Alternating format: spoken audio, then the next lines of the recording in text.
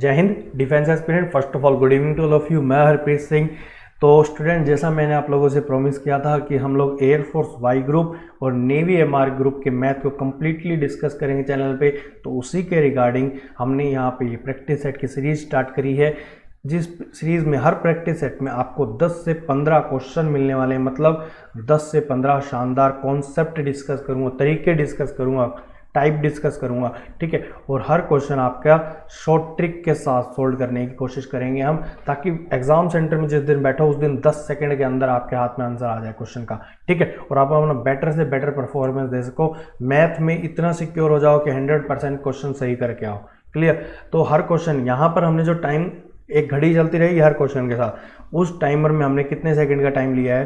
30 second का, ठीक है। क्योंकि ये एग्जाम सेंटर तो है नहीं, 10 सेकंड का तो मान के नहीं कर सकते, क्योंकि हमको यहाँ पे कॉन्सेप्ट भी डिस्कस करना है अपना, ठीक है। तो 30 सेकंड के दौरान आपको अपना आंसर चूज करने की कोशिश करनी है। क्लियर। तो ज़्यादा टाइम वेस्ट ना करते हुए पहला क्वेश्चन आपकी स्क्रीन पर ये रहा।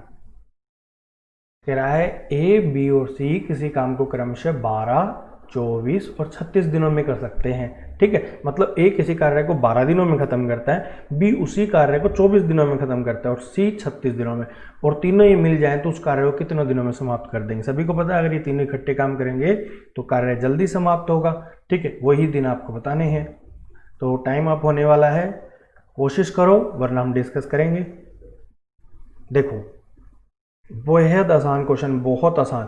कह रहे ए, बी और सी किसी काम को 12, 24 और 36 दिनों में खत्म करते हैं। तो हमको तो पहले टोटल कार्य निकालना होगा, टोटल काम निकालना होगा। कुल काम कितना आ जाएगा? इन तीनों का एलसीएम ले लो। 72 काम है भाई आपके पास टोटल। मतलब एक 72 काम को 12 दिनों में खत्म करता है, और बी उसी 72 काम को 24 दिनों में खत्म करता है, और सी उसी 72 काम को 36 दिनों में खत्म करता है। मतलब ए एक दिन में कितने भाग काम करता है? एक दिन में 6 पार्ट काम करता है, ठीक है। तो ये कैसे आया? 72 को 12 से भाग करवा दिए तो 6 भाग आ गया। उसी तरह से बी कितना भाग काम करता है? 3 भाग। और सी कितना भाग काम करता है? 2 भाग, ठीक है। तीनों मिलकर के काम करेंगे तो तीनों मिला दो, ए प्लस बी प्लस सी। तो ए करता है 6 भाग, बी करता है 3 और 2, सी करता है 2 भाग। तो एक दिन में कितना पार्ट काम कर लेंगे? 11 पार्ट। टोटल काम कितना है? 72। तो 72/11 इसको सोल्व करते हैं तो आंसर आता है 6 सही 6/11 दिन। तो टोटल समय कितना लगा उसको? Option number C is the right answer. Clear. तो इस तरह क्वेश्चन आप आसानी से कर सकते हो। सेकंड क्वेश्चन पे चलते हैं। ये रहा आपकी स्क्रीन पे। टाइम लिमिट आपके साथ है। एक परिवार की आय और खर्च का अनुपात, मतलब आय और खर्च का अनुपात 10:7 है। परिवार का खर्च दे रखा है आपको 10,500, पर बतानी क्या है आपको? बचत, सेविंग बतानी है, ठीक है। सेविंग बताओ आप कितनी हो सकती है। वहां पे सब कुछ आपको क्वेश्चन में गिवन है। सेविंग करना बहुत ज़रूरी है, बचत बहुत ज़रूरी है। आजकल के समय में लॉकडाउन ने सभी को ये सिखा दिया है। देखो आय, वो बातें करेंगे फिर कभी। आय और खर्च का अनुपात कितना है? 10:7। जबकि उसने कहा है खर्च कितना है? 10,500। मतलब 7 की तो वैल्यू दे रखी है उसने, 10,500। तो कितने से गुणा करूँ कि 10,500 आ जाए, या फिर यूँ कह दूँ कि 10,500 को 7 से भाग दे दो तो कितना आंसर आता है आपके पास? 1,500। मतलब इसको 1,500 से गुणा कर दो। तो ये आय थी, ये खर्च था। तो बचत कितनी? बचत इन दोनों का अंतर होगा तो 3। तो 3 को 1,500 से गुणा कर दो तो टोटल बचत कितनी है परिवार की? टोटल बचत है 4,500। क्लियर। Option number A. अब कोई पूछ लेता कि परिवार की आय कितनी है, परिवार की आय कितनी है, तो भाई एक तरीका तो ये है कि बचत और खर्च को जोड़ दो, ठीक है, यही आएगा। अब हमारा क्वेश्चन सही है, ये कैसे चेक करें? इसको 1,500 से गुणा कर दो तो आपके पास आएगा 15,000। इन दोनों को जोड़ोगे तो भी 15,000। मतलब परिवार की कुल आय कितनी है? 15,000 है। क्लियर। तो थर्ड क्वेश्चन आपकी स्क्रीन पे ये रहा। फिर है दो संख्याओं का अनुपात 3:8 है। दो संख्याओं का, दो नंबर का रेशियो है वो 3:8 है, और उन संख्याओं का अंतर जो है वो 115 है। तो छोटी संख्या ज्ञात करो। बेहद आसान क्वेश्चन। छोटी संख्या ज्ञात करनी है आपको। क्या हो सकती है? ठीक है, ऐसा ही क्वेश्चन है। अभी आपने जो करा आय बचत वाला, ऐसा ही है बिल्कुल। तो टाइम अप हो गया है आपका, ये आखिरी सेकंड पे गया। देखो, दो संख्याओं का अनुपात 3:8 है, कह रहे अंतर उनका 115, तो इनका भी अंतर ले लो ना भाई, 5 है ना इसका अंतर, तो 5 की वैल्यू कितनी, 115। तो 5 को किससे गुणा करो कि 115 आ जाए, भाग दे करके देख लिया करो हैंड टू हैंड, ठीक है। 5 दूनी 10 और 5 तिये 15, यही हो गया, ठीक है। 5 दूनी 10, 5 तिये 15, तो 23 से गुणा करोगे। आप कह रहे हो उनमें से छोटी संख्या ज्ञात करो, तो इसको भी 23 से गुणा कर दो ना, छोटी संख्या 3 ही होगी, तो ये कितना आ जाएगा, 69, ठीक है। तो option number C is the right answer. Clear. वो कह रहा था दो संख्याओं का अंतर 115 है, तो मैंने पहली संख्या 3 मान ली, दूसरी 8 मान ली, दोनों का अंतर 5, और 5 की वैल्यू कितनी दे रखी है, 115। तो कि 5 को किससे गुणा करूँ कि 115 आ जाए, भाग दे के देख लिया करो, अगर शुरुआत में ना कर पाओ 23 से गुणा करना है। तो 23 को छोटी संख्या अगर पूछे तो 3 गुणा 23, बड़ी संख्या पूछे तो 8 गुणा 23। क्लियर। तो चौथा क्वेश्चन आपकी स्क्रीन पे ये रहा, कह रहा है एक मिश्र धातु में 12% कॉपर है, तो 69 किलोग्राम कॉपर प्राप्त करने के लिए आपको कितनी मिश्र धातु चाहिए। ठीक है, एक मिश्र धातु में 12% कॉपर है, ठीक है। आपने और निकाले, अर्थ से जो भी चीज निकालते हो उसमें कुछ कुछ अमाउंट में सारी चीजें होती हैं। आपको कॉपर चाहिए 69%, ठीक है, 1 कम 70। करो फटाफट, परसेंटेज प्रतिशत से करो, हर क्वेश्चन को प्रतिशत से करो अर्थमेटिक में। तो देखो, दो तरीके हैं, क्या तो मान लो 100% टोटल था, टोटल का 12% ये है, ठीक है। पर मैं यूँ मानता हूँ, देखो ये 12%, प्रतिशत को हटाते हो तो 100 से भाग देना है, 4 तिये 12 और ये 25 टोटल 25 है, कुल 25 है। 25 में 3 आपका कितना है, कॉपर। आपको चाहिए कितना कॉपर, 69 चाहिए।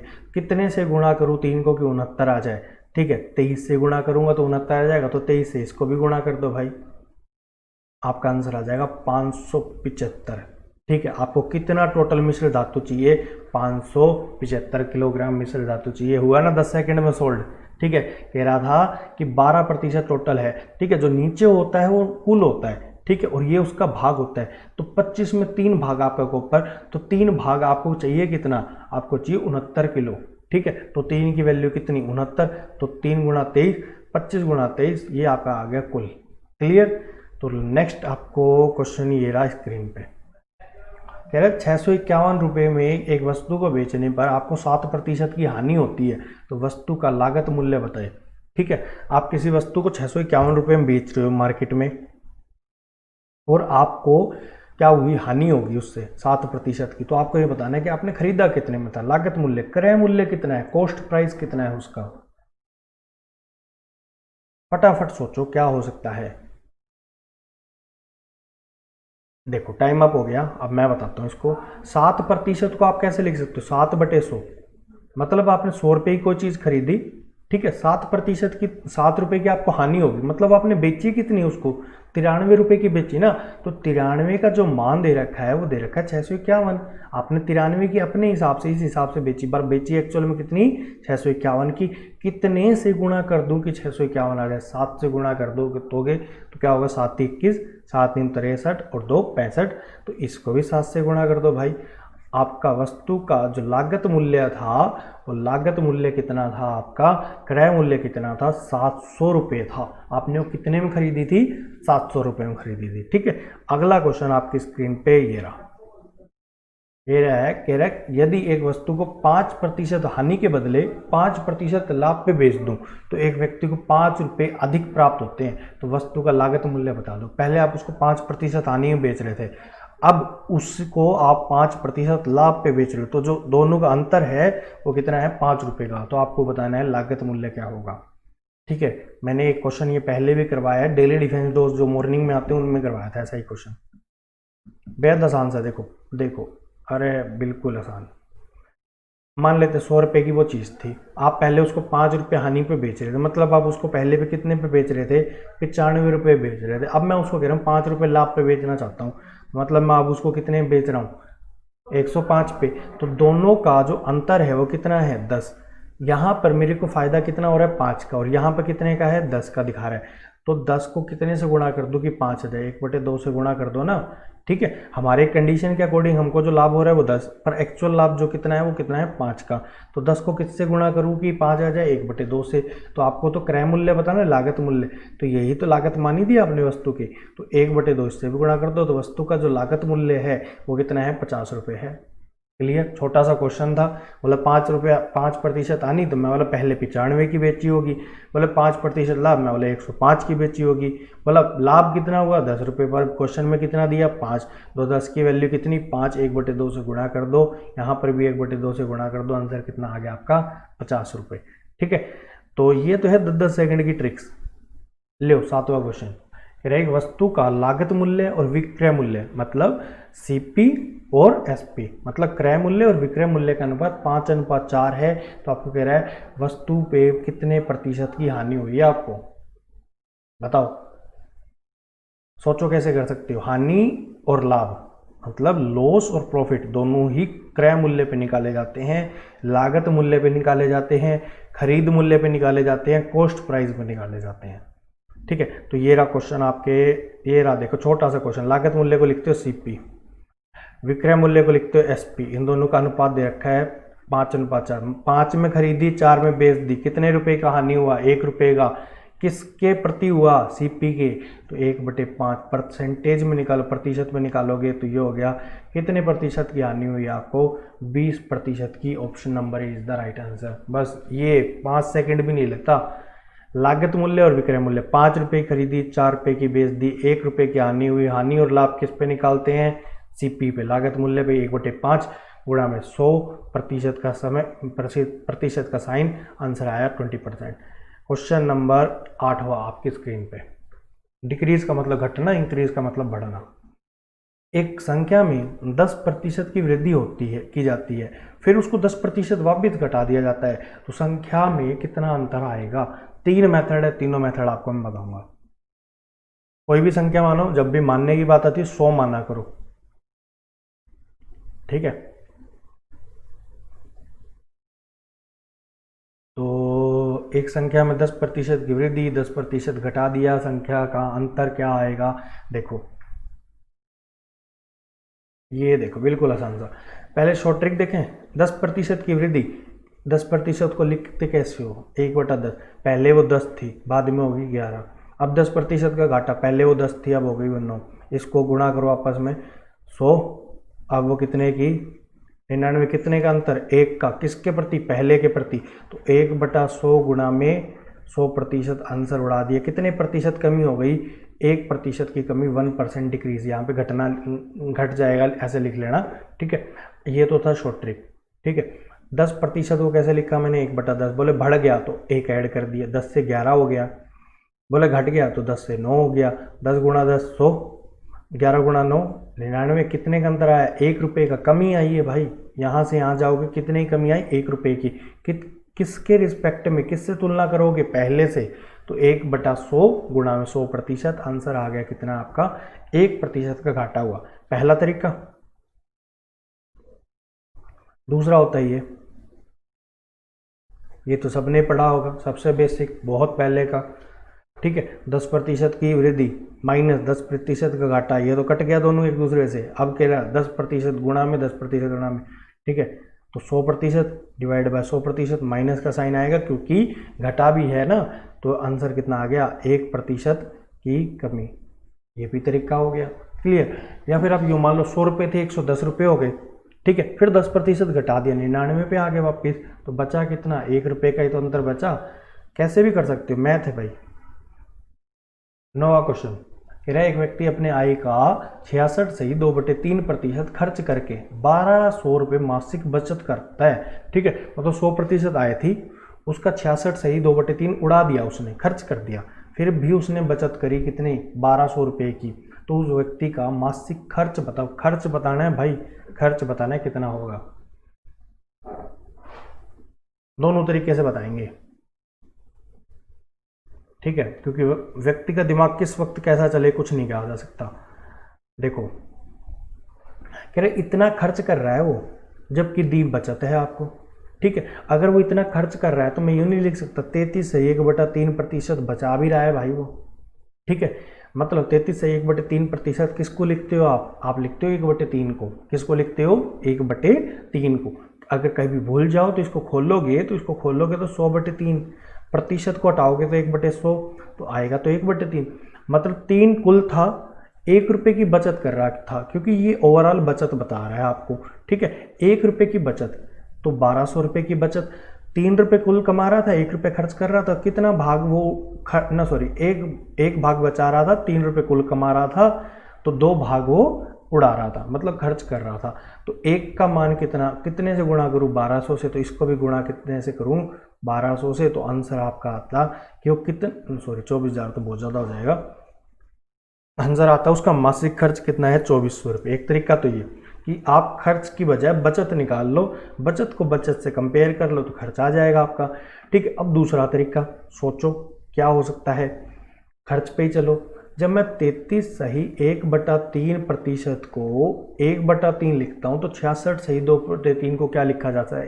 इसको 2 से गुणा कर दो भाई, ठीक है। तो इसको भी 2 से गुणा कर दो। तो आप याद रखना 2/3 को लिखते हो आप 66 सही 2/3%, ठीक है। तो 3 का 2 भाग तो उसने खर्च कर दिया, तो बचत कितनी? 1 भाग। तो 1 का मान दे रखा है 1200, कितने से गुणा करूँ? 1200 से। तो 2 खर्च कितना आएगा? 1200 गुणा में 2, आंसर आ गया 2400। अब जैसा दिमाग लगे वैसा चलाओ, ऑप्शन नंबर बी ही आएगा आपका। क्लियर?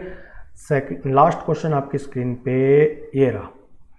यदि ए की आय बी की आय से 40% कम है, मतलब बी ज़्यादा कमाता है भाई, तो बी की आय ए से कितनी प्रतिशत अधिक है, ठीक है। मतलब बोला जो एक पर्सन था राम, वो शाम से अधिक कमाता था, ठीक है। मतलब अब उल्टा पूछ लिया आपने, वो कितना प्रतिशत अधिक कमाता था?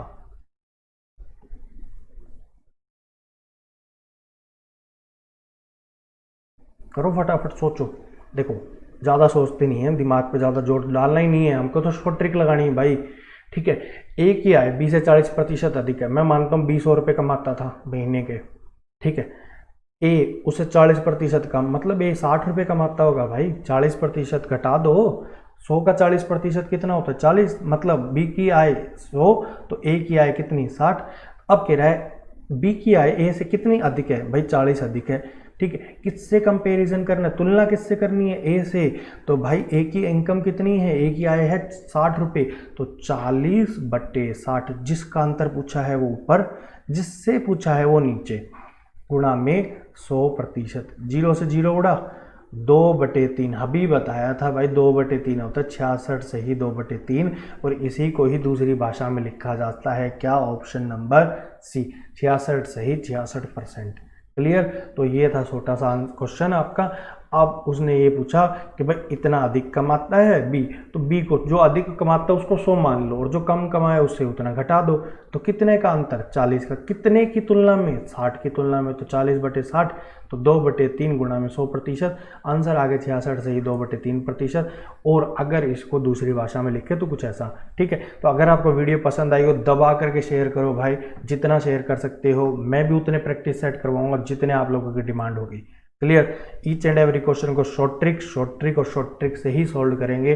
लंबा मेथड हमारे किस काम का, ठीक है। बोर्ड एग्जाम थोड़ी ना देने, कंपटीशन फाइट करना है भाई, ठीक। तो नेक्स्ट वीडियो में मिलते हैं। अगर कोई भी डाउट आता है आप मेरे फेसबुक ग्रुप से ज्वाइन हो सकते हैं, ठीक है। टेलीग्राम पे भी मैं आप लोगों को क्वेश्चन प्रोवाइड करने की कोशिश करता हूँ, जहाँ जहाँ मेरे तरफ से मैं हेल्प कर सकता हूँ मैं करूँगा, ठीक है। प्लस एक रिक्वेस्ट है, जितना हो सकता है वीडियो को शेयर करो, चैनल को सब्सक्राइब करवाओ लोगों से, ठीक है, ताकि मैक्सिमम लोग इन वीडियोस में दिए हुए कंटेंट का फ़ायदा उठा सकें, ठीक है, और अपने आप को शार्प बना सकें, ठीक। तो मिलते हैं नेक्स्ट वीडियो में। जय हिंद,